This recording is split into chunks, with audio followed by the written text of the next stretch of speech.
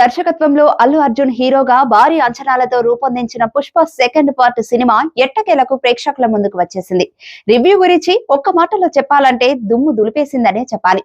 ఒకరోజు ఊరికి సీఎం వచ్చాడని కలవడానికి వెళ్తున్న సమయంలో శ్రీవల్లి సీఎంతో ఫోటో దిగి తీసుకురావాలని కోరుతుంది. అయితే పుష్పరాజు లాంటి స్మగ్లర్ తో ఫోటో దిగడం కరెక్ట్ కాదని కామెంట్స్ చేస్తాడు సీఎం. అంతేకాక భార్య మాట విని ఏది పడితే అది చెయ్యకూడదని సలహా ఇస్తాడు. దీంతో తన భార్య అడిగింది నిజం చెయ్యాలనే ఉద్దేశంతో పుష్ప ఏకంగా సీఎం ను మార్చేందుకు ప్రయత్నిస్తాడు. సీఎం ను మార్చడం అంటే మాటలా? అందుకోసం వేల టన్నుల ఎర్ర చందనాన్ని స్మగ్లింగ్ చేసేందుకు ప్రయత్నిస్తాడు. ఆ ప్రయత్నాన్ని ప్రతీక జ్వాలలతో రగిలిపోతున్న షాకావత్ అడ్డుకున్నాడా?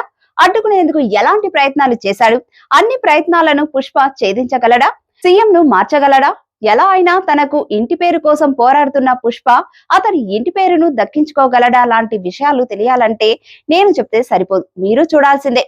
జాతర సీన్ మాత్రం అదిరిపోయింది. డైలాగ్స్ కేక. ఇక నటీనటుల నటన విషయానికి వస్తే చెప్పనక్కర్లేదు.